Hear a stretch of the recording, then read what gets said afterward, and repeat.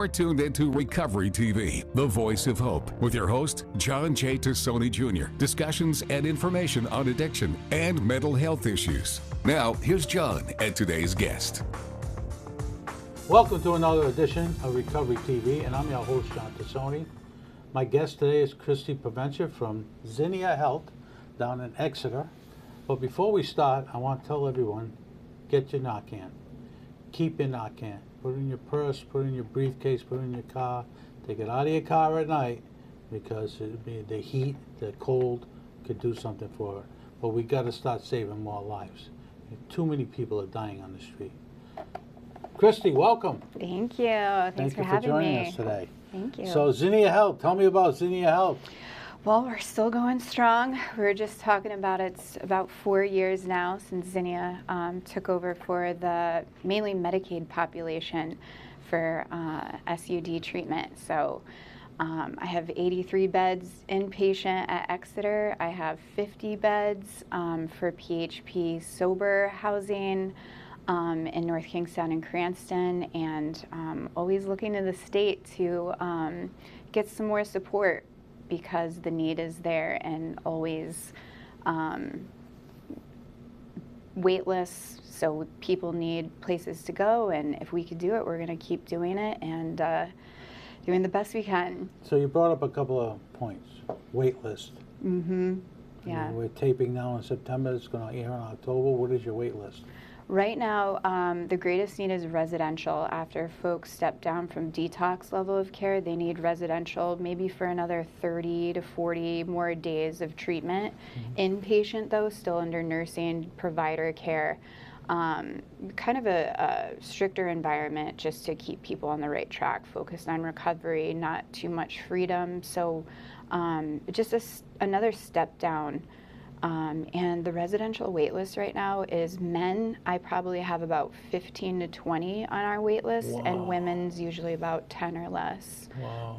And that's a daily wait list. And I know around the state the need is the same at other facilities, but us being the sole Medicaid provider for detox, residential, and PHP, why do you think the wait is so long? Just limited beds. Yeah, just like the housing crisis and needs for sober homes, there's still a need for residential beds as well, and even detox for that matter, but people don't need detox level of care for that long. Right, it's mainly the residential, so we just need more beds for this population, the Medicaid population, and I'm sure even commercial could use it too. What about men to women, women to men? Yeah, it's interesting that you say that. The last few months, we've noticed a huge uptick on women needing more beds. I have probably about, I'd say 60 beds dedicated just to men in the facility, but lately I had to make some changes to take maybe 10 of those beds offline to flip them to female beds, so that we could satisfy the demand for a lot of women interests. I just think it's awareness, them feeling safe. We have gender-specific units to reside on, so that's helpful too. So you can really stay focused in your recovery and not be in too much of a mixed community with the men and women. But what about, now you don't do adolescents, it's all adults 18 and over, correct? Yes, 18 and older. We do have transgender. We have options there that we're getting a lot of awareness out. That's been working well lately. And listen, if there's somebody asking for help, we'll put them through the screening process real quick, couple, maybe 12, 15 questions. You could do it with a loved one on the phone. You could do it 24/7 during the day, at night, and the weekends. And if you're in need of a bed and you qualify medically and clinically, then we're going to help you out the best we can. Staff-wise, I know that, excuse me, everyone's having problems with staff. Are you okay with staff down there in Zinnia? Yeah, we're okay. That's always been our number one concern, so we try and get ahead of the ball on that one. Fortunately, we have the opportunity right now to be a little overstaffed, but clinically, there's always a need for more clinicians. I would say if anyone's going to school looking to get into social work, peer support, it's a good idea to keep your schooling going to be a clinician, independent licensed clinician, because there's a great need for clinicians, not just in Rhode Island, but all of New England. But right now, staff-wise, we're doing well. But you know, if there's a need and we're moving forward with expansion, then we'll readdress at that time. But fortunately, it's good so far. Now, what are the long-range plans for Zinnia Health? So long range, we would like to complete the continuum of care. So we have detox, you could enter at detox, step down to residential care, step down to our PHP program. So ideally, I would love to provide an option to keep the level of care going, whether it comes to IOP, sober housing. We're looking at possibly helping out in the MAT area, wherever the need that we're finding, because treating, 127 clients at a time, we take their individual cases into account. And if we're finding that we're having difficulty getting them to where they need to be safely to stay in their recovery, Zinnia would like to fill that void. So that's where we're always keeping our pulse on, is what the need is, and if we can make it happen, you know we will. So I know you have a lot of acreage down there in Exeter. Is that a place where you want to expand, or do you want to expand off-site? yeah, I would like to. I think a lot of it is still owned by the state for the most part. So I need to reach out to the powers that be and get some momentum to see if maybe we could possibly expand brick and mortar, not necessarily off of the old brick building, 100-year-old building. But if we can utilize that space, I don't see why not. There is a need more for South County as of late. I know there's a lot of options north of the state. And we'd like to provide for our South County population. And sometimes it's a nice break, too, out of the hustle and bustle to get away from the city areas. Could be triggering, easier to jump back or to get to relapse. So when you're kind of out of sight, out of mind, I think that's a great idea. It's a good choice. So if we could do it there, I'd like to. What about transportation? We have a full transport fleet, so if somebody needs to get to treatment and they don't have a way, I know MTM services might be available at times, but you have to book out, a few days at a time. So I have staff that we can send out to wherever they are in Rhode Island and pick them up 7 days a week. So they're really busy doing that. There's about 4 vans on the road at all times. So I wouldn't let that be a factor to prevent you from calling. I would not be concerned about that. And however we can get you in safely, we'll provide. All right, we're going to take a quick break, and then we'll come back and talk more about Zinnia. You're watching Recovery TV, and I'm your host, John Tassoni. We'll be right back with Zinnia Health right after these messages. Now, back to Recovery TV with your host, John J. Tassoni Jr. Recovery TV is made possible by our supporting sponsors and our title sponsor, AdCare. Now, here's John and today's guest. Welcome back to Recovery TV, and I'm your host, John Tassoni. Zinnia Health is in the house. And Christy Provencher, welcome again. Christy is the Executive Director of a very busy operation in Exeter. So thank you for what you do. Thank you for being a sponsor. Thank you. I want to talk to you about your help. Yeah.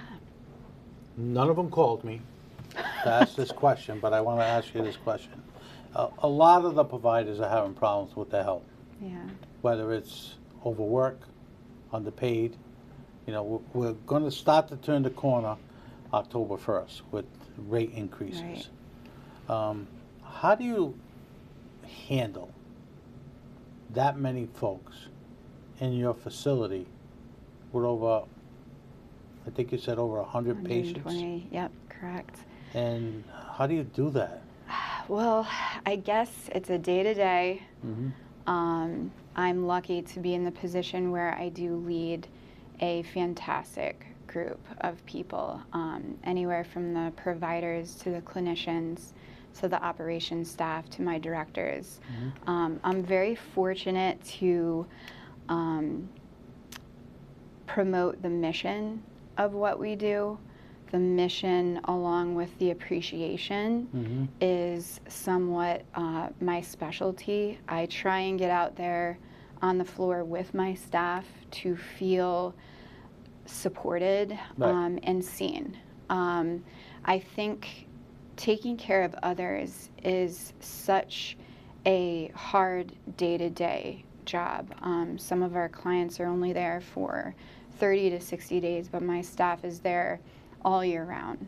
And they show up selfishly to put their best foot forward. So I try and recognize them. Zinnia is really good at allowing us to put together events, spirit weeks, just small luncheons to get to hear them out, know them a little better. So I throw a lot of my time into making sure that we do as right by them as we can, because it is very hard. So taking care of our health is crucial in order for them to take care of others. What about recruitment? Yeah, is it hard to recruit, especially where you are? Right, I know, Exeter in the middle of nowhere. In the middle of nowhere. Right. You know, your neighbor's the Veterans Cemetery. Yes. So, yeah, you wouldn't think it was easy, but believe it or not, a lot of the interest comes from folks that have lived experience themselves. Folks that have had success in their recovery. We are a recovery-friendly workplace, so we do invite them to come back. We do invite them to look forward to maybe being part of our crew one day. So we do get the folks that have that alumni spirit and come back strictly for the mission. And then fortunately, last year there was a grant that helped with providers who provide direct support for the Medicaid population, and that allowed us to get creative and work out some structure so where we could stay competitive with the healthcare rates that are out there, which isn't easy being Medicaid, but yeah, just I hope it comes from the mission-driven passion for people to show up every day. So we'll just keep hoping on that and hoping for the state's support, and we'll be able to make it work. Yeah. Well, obviously the state has to become a partner. Right. If it's not going to be a partner, it's not going to work. Right. Because there's so many Medicaid patients now, more than ever. And I see the numbers keep creeping up. You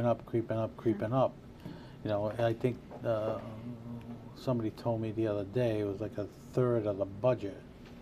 The state budget is the Medicaid budget. Right. So, you know, and I have to give thanks to the legislature this year for finally realizing that we needed to change the rates in order to be competitive and keep people working. But all in all, you know, it's not going away. You know, as you indicated, it's like 10 to 15 folks a day waiting to get a bed. It's going to take You know, time. it's going to take time. It's hard to draw in new folks to set up shop here when the rates are so low, where you could go across the street to Massachusetts or Connecticut and get paid more. It's wild. So, you know, we're trying to bring the pot in, you know, so everybody can make a living, but also have more beds to help these folks become productive citizens again. Now, when you say these people are invited back to become staff people, how long do they need to be sober or clean in order to become a staff member? So ideally have around a year under your belt. We obviously can go case by case, but we've seen great success year plus of just focusing on yourself, focusing on your personal rehabilitation and meeting your needs. And then when you're at the point and able and looking for employment, we love to give that opportunity to alumni, especially Zinnia alumni. There's nothing greater and no better fulfillment than seeing one of our previous clients walk in the door and get to shake their hand and bring them on board as a team member. it's why we keep doing what we're doing. We not only provide them to get their lives back, but maybe a little additional providing for giving them a job. But yeah, the state has been a great support as well. We've gained a lot of momentum and conversations, sat down at some luncheons with the governor and his team, and just every opportunity like this that I have with you, we're able to explain how important these services are, how we're on the front lines doing it. It takes strong individuals and a lot of dedication and sacrifice from myself and my team, but if we have that support like we have from you and the council, options are endless, and we can get that wait list down to 0 if we wanted to. Yeah, it takes a team. The issue that we're finding now is that the alcohol is progressively getting worse. More and more substances are coming in from the West Coast, different substances. So it's hard as an organization like yours to wrap your arms around the whole thing as a whole. Right.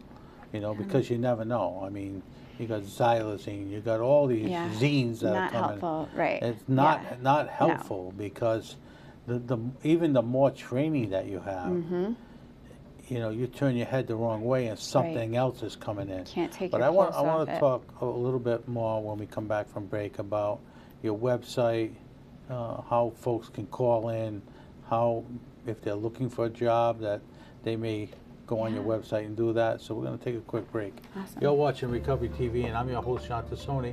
We'll be right back after these messages. Now, back to Recovery TV with your host, John J. Tassoni Jr. Recovery TV is made possible by our supporting sponsors and our title sponsor, AdCare. Now, here's John and today's guest.